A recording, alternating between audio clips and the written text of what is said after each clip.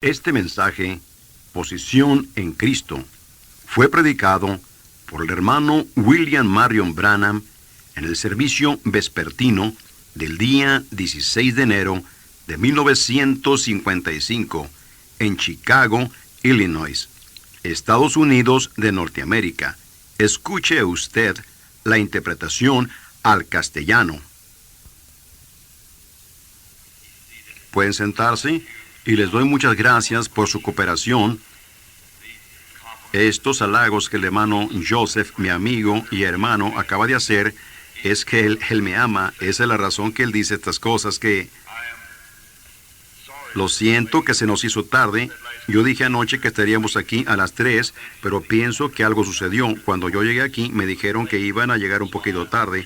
Yo los escuché anunciar que van a repartir las tarjetas a las 6 y para el otro servicio a las 7.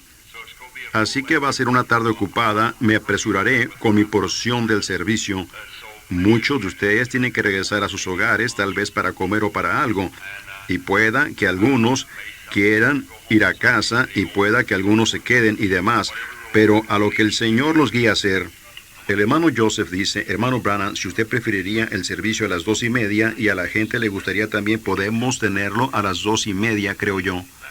Bueno, eso probablemente sería bueno. En la tarde entonces, el domingo en la tarde, sí. El próximo domingo por la tarde ellos lo estarán anunciando para las 2:30. Estemos un poquito temprano, dijo el hermano Joseph. Lo hace un poquito difícil cuando uno tiene, ustedes saben, uno tiene que apresurarse.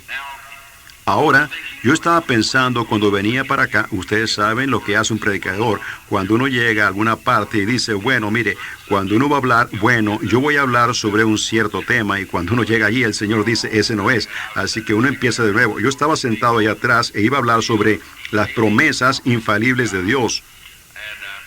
Y yo estaba sentado allá atrás y continuaba pensando, bueno, eso me tomaría 1 hora y media. Y yo dije, el Señor me dijo que era mejor no hacer eso. Así que solo voy a abrir aquí en la Escritura por un ratito y enseñar por unos cuantos minutos, si el Señor lo permite. Ahora recuerden, el servicio en esta noche, yo quiero terminar rápido en los siguientes 20 minutos, si puedo, 30.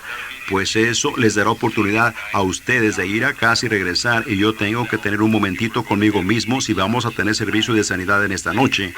El hermano Joseph estaba haciendo mención hace unos cuantos momentos de ese ángel del Señor. Mañana ellos tendrán muchas de esas fotografías aquí que fueron tomadas de él, y algunos de los libros para aquellos quienes no los tienen. No los vendemos en domingo o nada, y solamente nosotros. Yo los compro con un descuento de 40%, y el señor Woods y el señor Biller, sentados aquí, mis agentes para estas cosas, ellos se encargarán de ellos y tendrán un estante o algo el lunes. Si a alguno le gustaría obtener una de esas fotografías, bueno, usted puede obtener una, muchas o tantas como usted quiera. Ahora, a la noche es el servicio de sanidad, así que estén seguros de venir temprano a las 6 para recibir su número.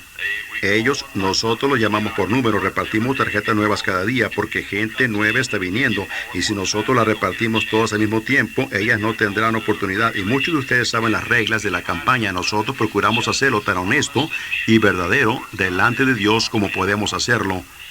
Y así que esa es la manera mejor que pudimos encontrar, que cada día todos, si uno reparte todas las tarjetas cuando ustedes vienen primero, entonces alguien viene al segundo día y ellos no tienen una oportunidad. Y si uno tiene que repartirlas cada día nuevamente. Y si uno las reparte a los ministros, lo cual intentamos por un tiempo, quizás ellos le daban a algún extraño una tarjeta y luego quizás a uno de su gente ellos no podían meterla en la línea. Y así es, eso causa resentimientos, y nosotros lo hemos solucionado a través de todos estos 8 años de viajar, hasta que nos dimos cuenta que quizás dándolas y repartiéndolas cada día nosotros mismos y repartiéndolas a la gente un poquito antes que el servicio empiece, y podemos llamarlos en donde sea que el Señor ponga en nuestro corazón llamar. Ahora, ¿a cuánto les gusta la escuela dominical? Yo creo que a todos nos gusta. A mí me gusta la escuela dominical, así que tendremos unos cuantos momentos de escuela dominical. Me quitaré mi reloj y lo pondré aquí para que no me extienda mucho. Y ahora abramos en el Nuevo Testamento, en el libro de Efesios, para solo unas cuantas palabras de exhortación de nuestro Señor Jesús, y le damos a Él alabanza por su palabra. La fe es por el oír, y el oír por la palabra de Dios. Dios en sus grandes y maravillosas promesas que son tan infalibles y lo son más aún que los mismos cielos y la tierra, porque los cielos y la tierra pasarán, mas la palabra de Dios nunca fallará. Tiene que ser. La cosa principal es si nosotros podemos encontrar a qué porción del tiempo de nuestra vida pertenece la palabra de Dios. Dios señala tiempos y límites de tiempo, y luego todo obra para ese tiempo. Muchos de ellos, antes de la venida del Señor Jesús, tenían muchas cosas falsas que se levantaron y dijeron, este es el Mesías, y este es. Muchas cosas falsas sucedieron de acuerdo a las Escrituras, un poco antes de la venida del Señor Jesús. Y la gente intenta hacerlo ella misma. Ella procura hacer que la palabra de Dios cuadre con su programa, pero eso ustedes lo tienen al revés. Ustedes tienen que cuadrar con el programa de Dios. Eso encontramos que eso es la verdad. Ahora, en el Moisés, cuando él estaba ahí, sabiendo que Dios había hecho una promesa que él iba a libertar a los hijos de Israel, bueno, Moisés, sabiendo que él había sido llamado para ese propósito, ahora, cuando usted tiene un llamamiento de Dios, eso no significa que usted nada más sale y está haciendo la voluntad de Dios. Usted tiene que buscar la voluntad de Dios y el tiempo de Dios para hacerlo.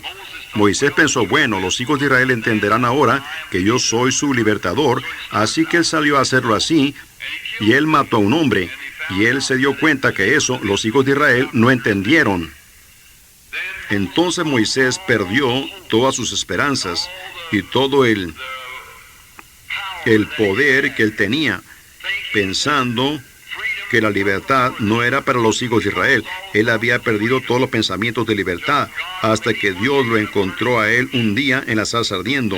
Y luego, cuando la sazón de Dios vino exactamente, entonces él le reveló a Moisés su plan. Ahora, esa fue la razón que a Moisés se le había olvidado respecto a la liberación, la promesa de Dios que él los libertaría a ellos, pero a Dios no se le había olvidado su promesa. Moisés intentó por sí mismo y falló. Eso es lo que la iglesia ha hecho muchas veces. Nosotros hemos intentado por nosotros mismos de hacer cosas, cuando fallamos de encontrar el elemento del tiempo de Dios. Dios tiene un tiempo para todas las cosas. Él tiene un tiempo en el que Él tiene. Nosotros plantamos maíz, tenemos un tiempo en el que aramos el maizal. Luego al tiempo cosechamos el maíz. Las lluvias de primavera vienen, la sequía durante el verano, las lluvias del otoño, la nieve.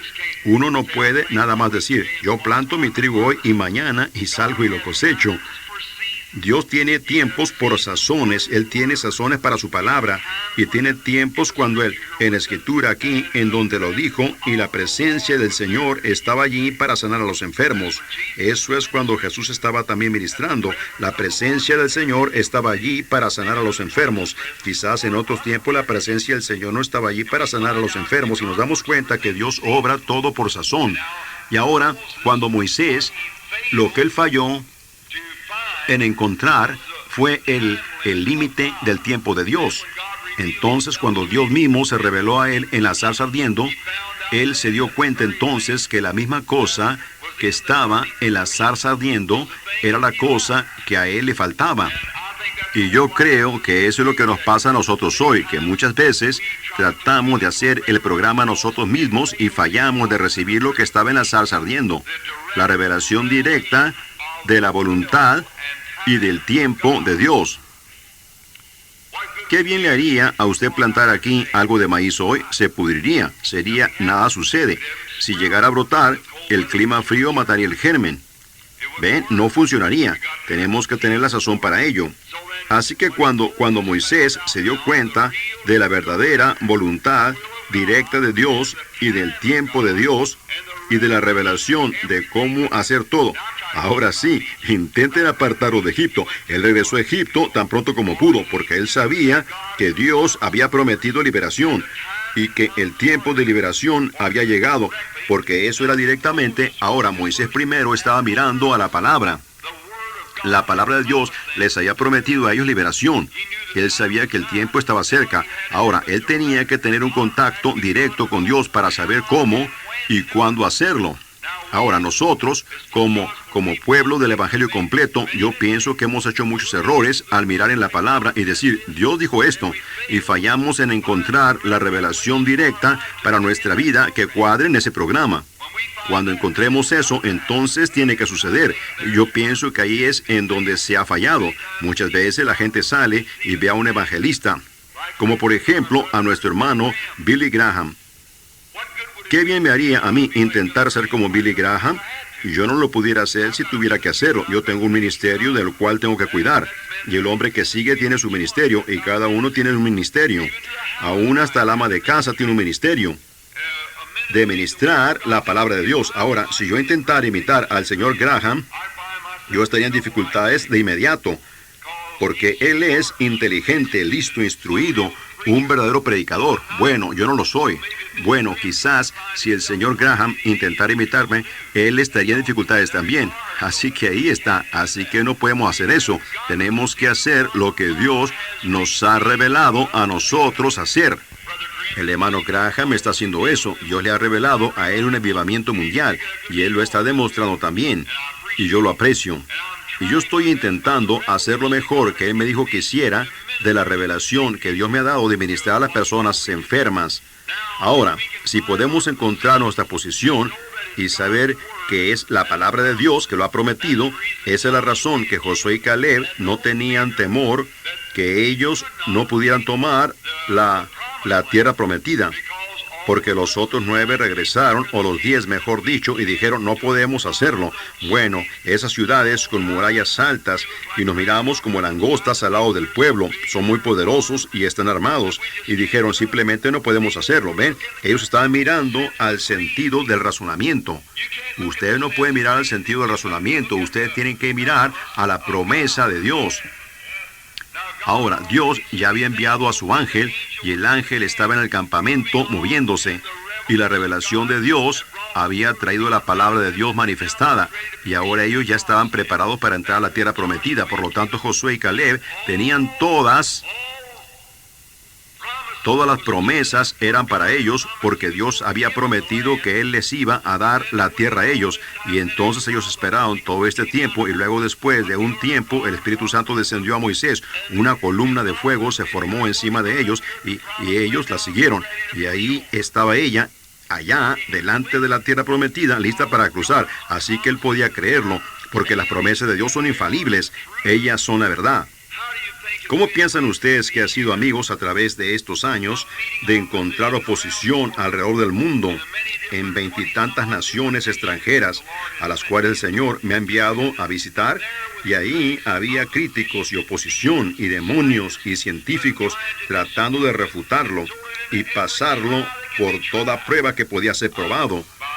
Yo soy, por la gracia de Dios, yo nunca he visto una ocasión en la que yo he temido por un momento. ¿Por qué?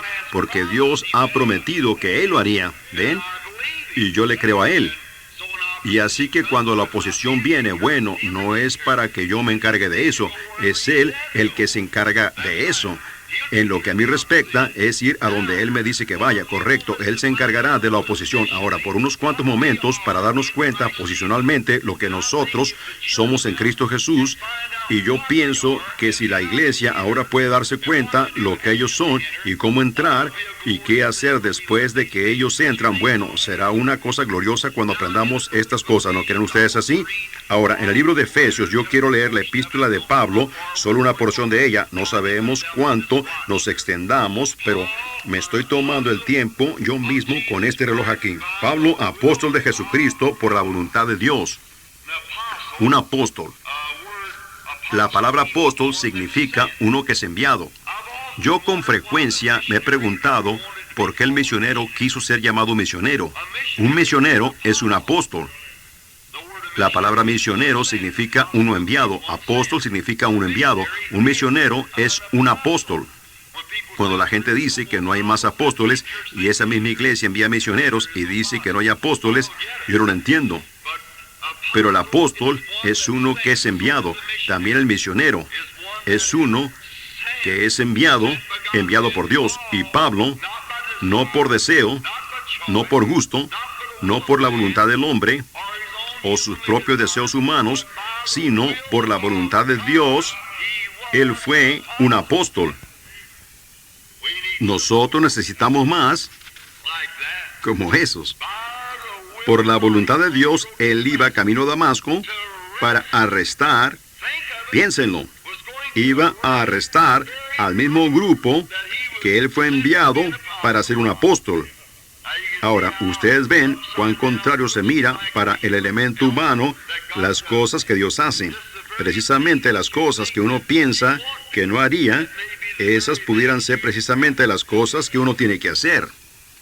Cuando yo primero vi a la gente del Evangelio completo, vi a una muchacha una noche pararse en la audiencia cuando la música estaba tocando y empezar a danzar de punta a punta del auditorio. Yo nunca dancé en mi vida, nunca estuve en un salón de danza y nunca quería en danzar. Bueno, por el egoísmo aquí, no audible, sino en mi corazón, yo critiqué a la muchacha.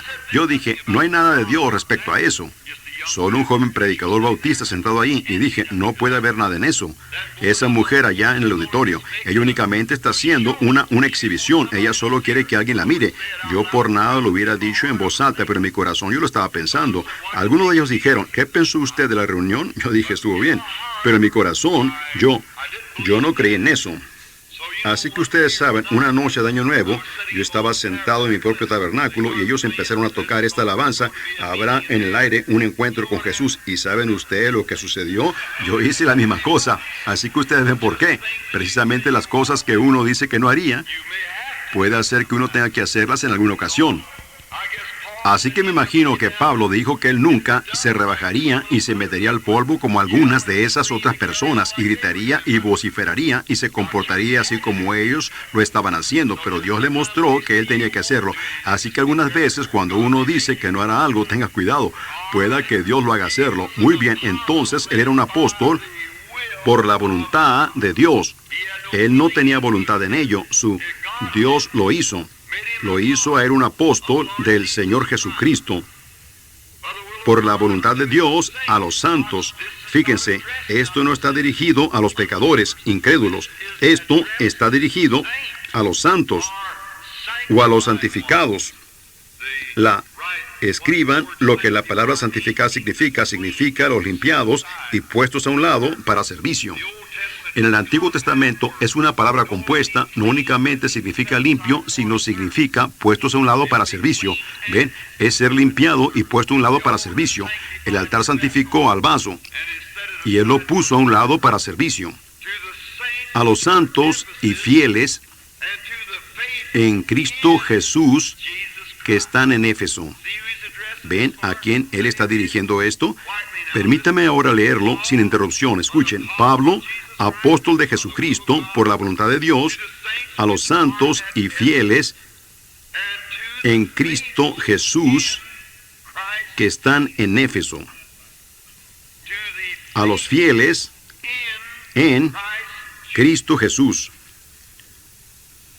Ahora, esta epístola está dirigida a esos, no al mundo de afuera, no es un sermón. Pablo no les estaba predicando aquí a los que no eran salvos. Él se los estaba predicando a los salvos, a los llamados fuera, a los separados, a los puestos a un lado y a los fieles en el llamado. Ahora, a esos son a los que él se está dirigiendo, a los que están en Jesús. La posición del creyente es en Cristo. Y Cristo únicamente se encontrará con el creyente. El creyente únicamente puede adorar a Cristo si él está colocado posicionalmente en Cristo. No creo que ustedes lo captan. Permítanme tomar otra dirección. Miren, un creyente no puede adorar y no tiene derecho a adorar. Ningún hombre tiene derecho de adorar al Señor estando fuera del cuerpo del Señor Jesucristo. ¿Sabían ustedes eso? Si tuviéramos tiempo para regresar y tomar las leyes sobre eso, sería hermoso. Él es quien se está dirigiendo al creyente en Cristo. Anoche yo estaba predicando de la sangre cómo es que Dios entró al vientre de la Virgen y el Creador mismo haciéndose una célula de sangre, y de la célula empezó a presionar más allá de la célula, y por medio de ese rompimiento de la célula de sangre, rompió donde estaba encerrado rompió el velo, mejor dicho, en donde ellos lo tenían a él separado, y ahora puede traer al creyente dentro del compañerismo con él, únicamente a través de la sangre. Ellos no tenían el derecho de adorar, los que no habían venido a través de la sangre. Miren en el Antiguo Testamento, allá, cuando los creyentes, ellos tenían un tabernáculo, y en el tabernáculo, ningún hombre tenía el derecho de adorar a menos que él viniera al tabernáculo. Era un lugar en donde la sangre era ofrecida, y sin el derramamiento de sangre no hay remisión de pecado, ni promesa de que la oración iba a ser contestada fuera de la sangre. Pero los hijos de Israel iban al templo, un lugar que era designado por Dios para que todos los creyentes se reunieran en un compañerismo. ¿Lo ven? Ellos estaban juntos, cada tribu. Los fariseos, los saduceos, los herodianos, los publicanos, todos se reunían en un lugar para compañerismo. ¡Cuán hermoso! ¿Por qué? Porque allí el cordero era matado, la sangre era puesta sobre el altar de bronce y los cuerpos eran quemados y el humo subía. Y todo bajo ese humo, lo cual era olor fragante en su nariz a medida que salía del lugar. Todo bajo la sangre, tenía el derecho de adorar. ¿De qué hablaba eso? Del Señor Jesucristo. Porque Dios luego vino a su templo en una columna de fuego. Cuando el templo fue hecho un lugar para adorar, para que todo Israel se reuniera, la columna de fuego entró y pasó sobre las alas de 70 pies de los ángeles. Se regresó y pasó sobre los ángeles en la pared. Regresó al propiciatorio, en donde dos grandes querubines de bronce de 14 pies estaban con sus alas juntas una con la otra, y allí se posó. Dios viniendo a su templo para ser adorado desde ese templo, en donde la sangre afuera hizo una expiación. Entonces, cuando Cristo vino a la tierra, cuando Él fue bautizado en el Jordán, al igual que el lavamiento del cordero en el lavatorio de bronce, fíjense, entonces Juan dio testimonio, viendo al Espíritu de Dios como una paloma, descendiendo, y se posó en él, y entró en él. Dios viniendo a su templo. Dios estaba en Cristo reconciliando al mundo para sí mismo. Ese era su templo. Entonces, ese cuerpo, por el pecado, nuestros pecados, fue partido. Su carne partida en dos. Los vasos sanguíneos fueron rotos. Y allí, ahora, mientras el Espíritu salió de su cuerpo, entonces, todos los creyentes, espero que ustedes lo vean, miren, todos los creyentes que entran a través de la sangre en el cuerpo de Jesucristo, adoran a Dios a través de la sangre derramada de Jesucristo, en donde ellos están posicionalmente colocados en Cristo. ¿Lo ven ustedes? Para aquellos que están en Cristo, fieles, llamados, escogidos en Cristo. A esos son a quienes Pablo les está dirigiendo esta carta. ¿No están ustedes contentos hoy que están en Cristo? ¿Cómo entramos? Quisiera que tuviéramos tiempo para ello, como por 6 minutos más. Miren, ¿cómo entramos en Cristo? Por un espíritu, ni siquiera un compañerismo. No, no. La primera cosa viene primero. ¿Por una iglesia? No. ¿Por una carta? No. ¿Por un credo? No. Sino por un espíritu. Todos somos bautizados dentro de un cuerpo.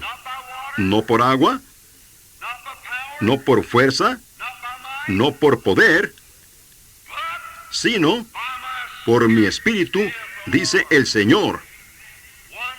Por un espíritu somos bautizados. ¿Qué?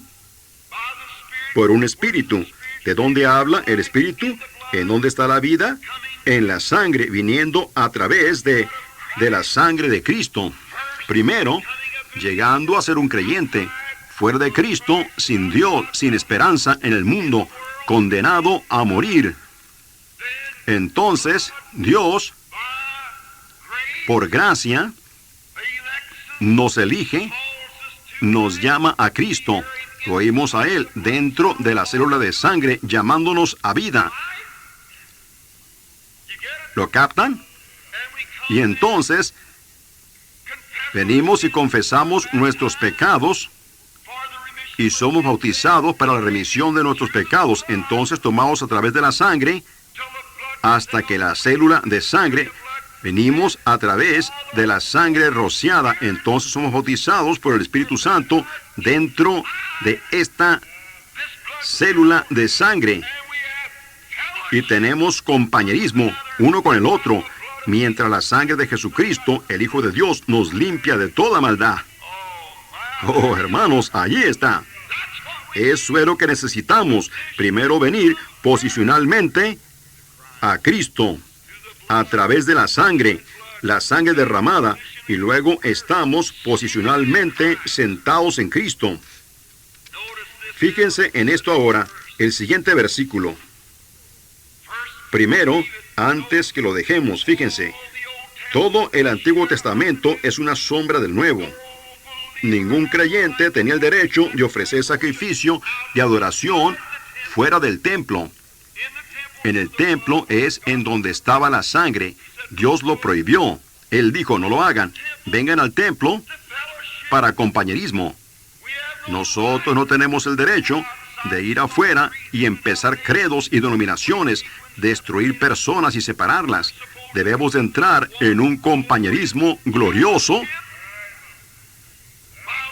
por el lavamiento del agua, por la palabra, dentro del cuerpo de Cristo a través de la sangre. Y nosotros llegamos a ser hijos de Dios, comprados con sangre. Entonces yo no tengo el derecho de decir, porque usted es un metodista, usted no es mi hermano, y usted es un bautista, usted no es mi hermano, o si usted es pentecostal, usted no es mi hermano. Todos hemos sido hechos partícipes de este compañerismo después de que hemos venido a través de la sangre. Entonces nos sentamos juntos. ¿En qué clase de lugares? Lugares celestiales. ¿Cómo? En Cristo Jesús. Lugares celestiales. Lugares celestiales. Cuando usted está fuera de Cristo, usted no entiende los lugares celestiales. Cuando está allá afuera, usted mira y dice, oh, ese montón de fanáticos, ellos no saben de lo que están hablando. La razón que usted no sabe es porque usted nunca ha sido participante del compañerismo de sus sufrimientos. Usted nunca puso sus manos sobre su cabeza bendita y sagrada y sintió los dolores del Calvario por sus pecados. Usted nunca supo lo que eso era. Amigo, compañero, usted no sabe lo que eso significa hasta que suba al Calvario y vea tal precio que fue pagado por usted. Entonces, cuando usted comprende todo al respecto, Dios, por medio de la gracia, lo lleva a usted a través del torrente sanguíneo dentro de su propio compañerismo con su amado Hijo, Cristo Jesús. ¡Oh, cuán maravilloso! Déjenme decirles, eso me hace sentir también el saber que hemos sido privilegiados para hacer esto, entrar en su compañerismo maravilloso en Cristo. Ahora, Entonces, cuando usted está establecido en el compañerismo y amigo, fuera de Cristo, fuera de su compañerismo, usted no tiene el derecho de decir que la gente que está en el compañerismo, que cree en lo sobrenatural, está fuera de su mente, porque usted nunca ha probado para ver que el Señor es bueno. Usted nunca ha venido a través de esto para entrar en este compañerismo. O usted pudiera creerlo, usted pudiera aceptarlo. Usted pudiera decir, sí, yo creo que la Biblia está correcta, yo también voy a la iglesia. Pero ha muerto a usted mismo y nacido otra vez, dejando todo lo de afuera y traído a la sangre para entrar en este compañerismo y sentarse en lugares celestiales en Cristo Jesús, lo que Dios puede hacer. Cómo la revelación de Dios puede moverse a través de la audiencia de esa manera cuando todos nosotros hemos sido participantes de este mismo compañerismo, ¿ven? Y ahora, esos son a los que Pablo les está dirigiendo esta epístola. Y solo por un minuto o dos más, Pablo les está dirigiendo esta epístola a aquellos que están en Cristo Jesús. ¿Ven ustedes? Y a los fieles que están dentro. ¿Ven cómo entramos? Ninguno afuera tiene el derecho a entrar. Ninguno sin venir a través de la sangre puede estar adentro. Oh, él dice, yo vine a través de la sangre. Y él está sentado allí mismo diciendo, yo no entiendo estas cosas. Seguramente que no. Él está pretendiendo que vino a través de la sangre. Pero si él alguna vez llega a ser un hijo y un participante, él es su hermano. Y él está, que es él, el mismo espíritu que estaba en Cristo, está en usted y en él. Y ustedes son conciudadanos. Oh, hermanos, esa es la palabra que yo quiero. Yo he estado dándole vuelta por media hora para encontrarla. Conciudadanos del reino espiritual. Ciudadanía. ¿No están ustedes contentos en esta noche que la tienen? Conciudadanos del reino de Dios. Esperando que el Rey venga algún día. Ahora, nos apresuraremos. Gracia y paz a vosotros, de Dios, nuestro Padre, y del Señor Jesucristo. Él les está dando su saludo o su salutación a la iglesia. Bendito sea el Dios y Padre de nuestro Señor Jesucristo, que nos bendijo con toda bendición espiritual. Piénsenlo. Yo pensé que la bendición espiritual vino únicamente, el compañerismo, el Espíritu Santo, vino únicamente en Pentecostés. Esto es 32 años después, que está bendiciendo a la iglesia de Éfeso, a la iglesia gentil. Nos está bendiciendo en lugares celestiales. Usted únicamente puede estar en lugares celestiales cuando usted esté en Cristo Jesús. Así que si el Espíritu Santo los bautizó a ellos en lugares celestiales, en ese entonces, Él bautiza ahora en lugares celestiales. El mismo compañerismo. Ahora, lugares celestiales en Cristo. Ahora, rápidamente, yo les daré a ustedes mi punto de vista y luego tendremos que irnos. Según Dios nos escogió, no mi deseo, no su deseo, no fue el deseo de Pablo. Según nos escogió en Él antes de la fundación del mundo. ¿Pensaron ustedes en eso? Él nos escogió en Él antes de la fundación del mundo. ¿Para qué? Para que fuésemos santos.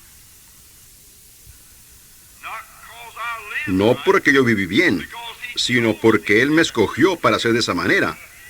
Él lo hizo, no yo. Esa es la razón que usted es santo esta tarde, no porque usted lo merece, sino porque Él lo escogió a usted para ser de esa manera. ¿Cuándo? Antes de la fundación del mundo. Santos y sin mancha. delante de Él en amor. ¿Cómo pudiéramos hacerlo? Tenía que haber una obra maestra para hacer eso. Y ese fue Cristo Jesús. Escuchen. Ustedes no lo recuerdan, ni tampoco yo. Pero nosotros estábamos antes de la fundación del mundo. Cuando Dios hizo al hombre, dijo, hagamos al hombre a nuestra imagen, démosle a ellos, plural, hagamos al hombre a nuestra imagen, hombre espíritu, y démosle a ellos dominio sobre los peces del mar y del ganado y demás. Génesis 1. Dios diciendo eso, hagamos al hombre. Ahora, allá, antes de la fundación del mundo, Dios lo escogió a usted en Cristo Jesús para parecer santo al fin del tiempo, todo el trayecto desde la fundación del mundo. ¿Lo ve usted? Ahora, rápidamente, captémoslo ahora. El siguiente versículo, habiéndonos predestinado o elegido para ser adoptados hijos suyos por medio de Jesucristo, según el puro afecto de su voluntad. ¿Me permiten hablarles a ustedes solo por un momento? Dios, antes que el mundo empezara, fíjense, ninguno, dijo Jesús, puede venir a mí si el Padre que me envió no lo trajere. Esa es la propia palabra de Jesús.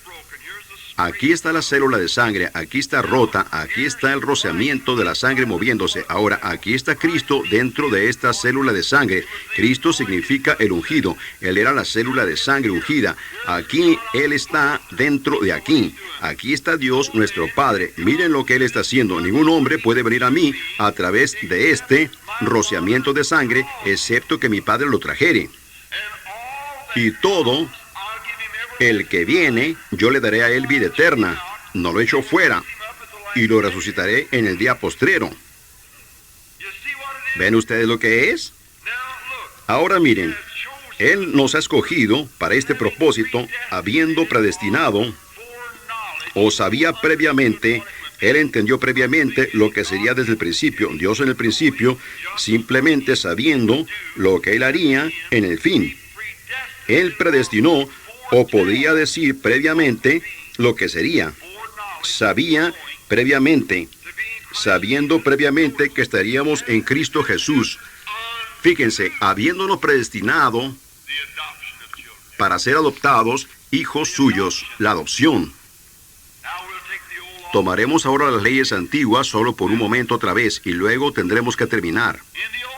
En el Antiguo Testamento, cuando un hombre... ¿Están ustedes disfrutando la lectura de la palabra? A mí me gusta. Solo toleren unos cuantos minutos más. En el Antiguo Testamento, cuando un hombre tenía su pequeño reino, miren, él era el padre de este reino. Una pequeña posesión. En San Juan aún se continuó hasta el pueblo anglosajón en Bretaña hace años, aún hasta la traducción o versión de King James. Ustedes se encuentran en San Juan 14 que dice, en la casa de mi padre hay muchas mansiones. Eso suena extraño que en una casa haya mansiones, pero lo que es, en el tiempo de la versión de King James, como una traducción, cada hombre que tenía un reino, un rey, él tenía ese dominio que era de él. Y él era llamado el Padre. Y eso era llamado su casa. Los hijos, todos sus súbditos eran él era dominio, su dominio era sobre ellos, y eso era llamado su casa. Así que ellos dijeron, en mi padre, ahora, creo yo que Moffat lo pone en la casa apartamento, hay muchos apartamentos. Yo no estoy de acuerdo con eso. Pero, en el original dice, en el reino de mi padre hay muchos palacios. Eso suena mejor, ¿no es así? Correcto. Ahora, cuando un hombre, en el Antiguo Testamento, un hombre judío, en Palestina, de donde ellos eran ya sea que él fuera, o de la tribu de José, o de Efraín, o de la que él fuera, Él tenía sus propias tierras destinadas que le pertenecían a él. La historia hermosa de Ruth, cuando regresó con Noemí, cuando Noemí había perdido toda su herencia, y Boaz la redimió. Creo que yo prediqué sobre eso la última vez que estuve aquí. Un cuadro hermoso. Ese fue su pequeño dominio, como su pequeño reino, su posesión. Era traspasado. Uno le seguía al otro. Ahora, cuando un padre se casaba y cuando este muchacho, heredaba lo que su padre tenía, sus hijos nacían. Ahora, cuando ese muchacho nacía en este pequeño, nosotros le llamamos acres pequeños o una granja pequeña. Cuando él nacía allí, el padre tenía siervos todo alrededor, pero el hijo era criado bajo un tutor o maestro o instructor. Gálatas, el capítulo 4, versículos del 1 al 5, da un cuadro hermoso de ello. Cómo estábamos bajo tutores por tanto tiempo. Pero ahora, cuando este hijo nacía, él llegaba a ser un hijo, en el mismo momento que él nacía en la familia. ¿Lo captan ustedes? Ahora, entonces había un tutor sobre ese muchacho para educarlo y criarlo. Bueno, él no era más que un siervo, dice la epístola a los Gálatas, hasta que él llegaba a una edad, un tiempo limitado que era establecido.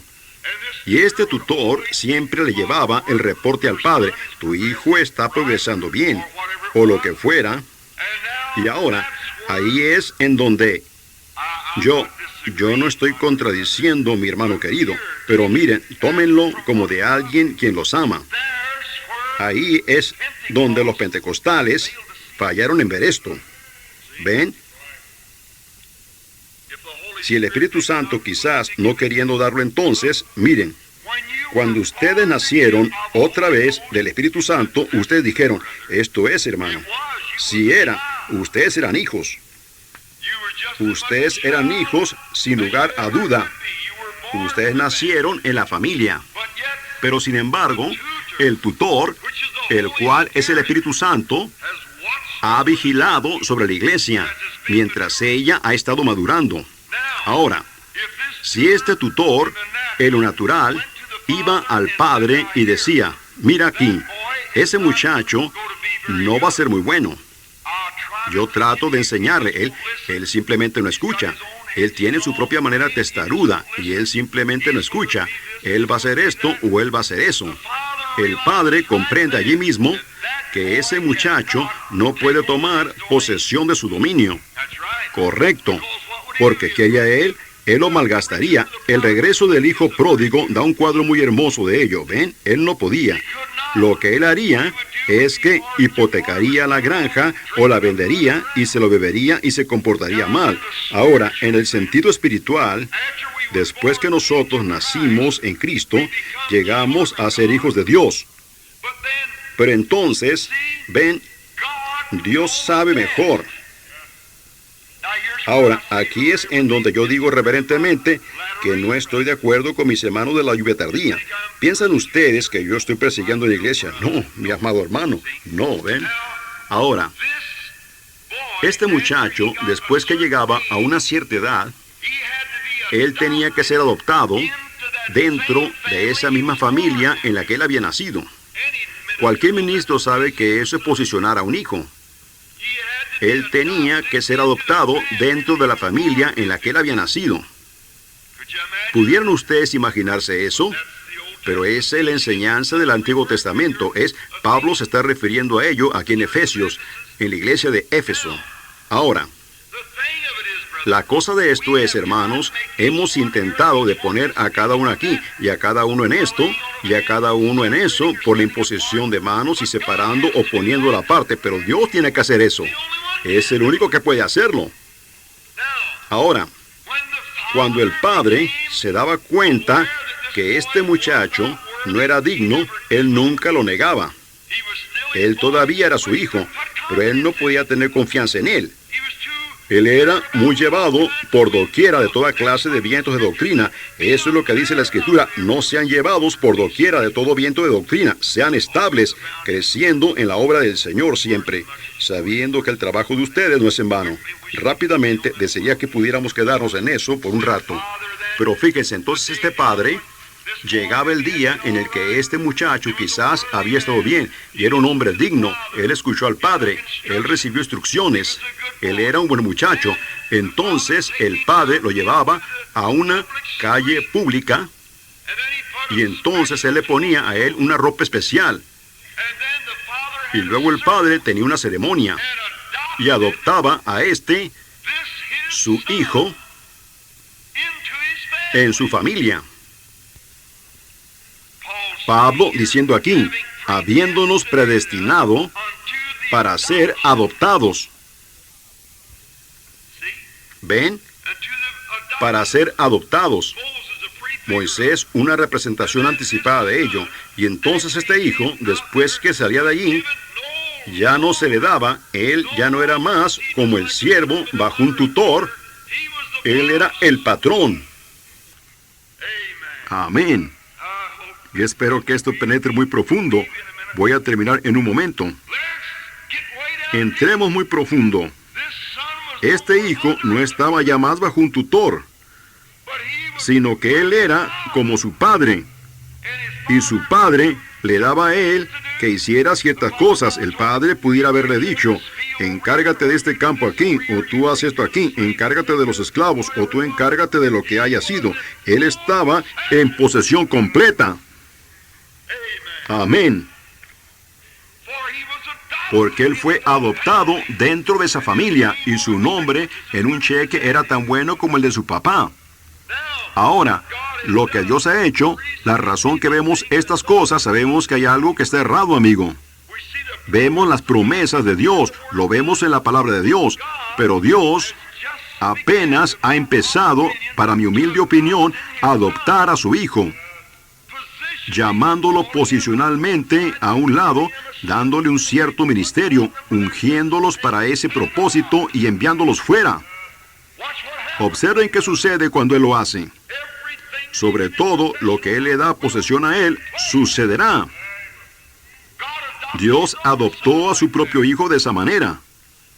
Jesús, caminando como un hombre ordinario, pero un día arriba del monte de la transfiguración, Él tomó a 3 como testigos, a Pedro, a Santiago y a Juan, esperanza, fe y caridad. Los llamó. Y Él separó a Jesús de ellos. Y Él le hizo sombra. Y la Biblia dice, su vestido resplandeció como el sol en su fuerza. ¿Qué era? Ese vestido especial, Dios adoptando a su propio hijo. Y ellos vieron aparecer a Moisés y a Elías y demás. Entonces ellos lo mostraron a él. Y ellos vieron a Jesús solo. Y entonces, cuando él miró Dios el Padre, después de poner el vestido sobre su hijo, él dijo, este es mi hijo amado, a él oíd. Con razón Jesús podía decir, toda potestad me es dada en el cielo y en la tierra, porque Él fue adoptado por su Padre en el reino glorioso de Dios. Ahora, sentado en la majestad a su diestra, por encima de todo arcángel y ángel, de toda estrella, luna o de todo nombre que es nombrado en el cielo, está sujeto al nombre de Jesucristo, porque Él fue adoptado por Dios el Padre. Ahora en su iglesia, usted que está posicionalmente sentado en lugares celestiales en Cristo Jesús, sea humilde, hermano. Algún día el Espíritu Santo le hablará a usted. Lo llamará a un lado, en alguna parte, en una cabaña pequeña, a un lado de la colina, o en el cuarto de lavar, en alguna parte, y ahí lo ungirá para cierto servicio o para hacer cierta cosa. No será la imposición de la mano de los presbíteros o los ancianos, será la imposición de las manos del Dios Todopoderoso para poner un nuevo ministerio en usted y un vestido nuevo sobre usted y establecerlo como un ejemplo. y todos los demonios atormentadores nunca lo turbarán. Dios, conceda a mis hermanos que cada uno de nosotros recibamos esta bendición. Oremos. Oh Dios, Padre nuestro, estamos agradecidos contigo en esta tarde por Jesús, como tú lo llevaste allá arriba al monte de la transfiguración y fue transfigurado delante de ellos, tú lo cambiaste a él. Y tu voz dijo, como en la adopción, este es mi Hijo amado, a él oíd. Y Dios, estamos procurando lo mejor que podemos de oírlo a Él y de seguirlo a Él en todo lo que hacemos o decimos.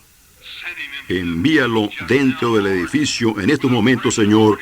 Pon una unción nueva sobre cada ministro aquí, sobre cada laico aquí, metodista, bautista, presbiteriano, católico, o lo que ellos sean, Padre. Ellos están aquí porque ellos te aman.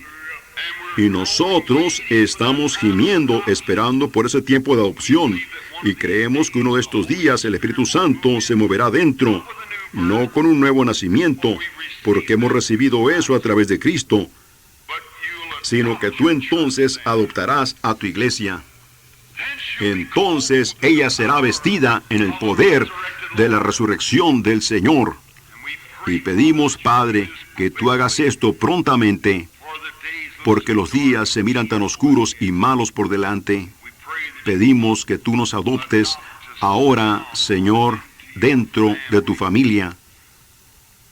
Danos la autoridad que necesitamos, Padre, para hacer callar a los oponentes. Con razón, ellos oraron cuando regresaron. ¿Por qué se amotinan las gentes y los pueblos piensan cosas vanas? Dijeron verdaderamente, Señor, extiende la mano de tu Hijo para sanar a los enfermos. Salva a los perdidos hoy aquí, Padre. Sana a los enfermos. Porque te lo pedimos en el nombre de Jesús. Y mientras tenemos nuestros rostros inclinados, yo me pregunto si el hermano Egbert tiene una alabanza de invitación que él pudiera cantar en este momento. ¿Cuántos aquí levantarían su mano y dirían, hermano Branham, ore por mí? Dios le bendiga a usted, a usted, a usted. Dios le bendiga por donde quiera. Mi oración humilde y sincera, Dios le bendiga a usted, le ayude. Debo apresurarme ahora para estar listo para el servicio de esta noche. Las tarjetas de oración serán repartidas como en 1 hora y 15 minutos más. Hermano Bosé, tome ahora el púlpito. Dios les bendiga. Estén en una oración mientras yo voy a orar.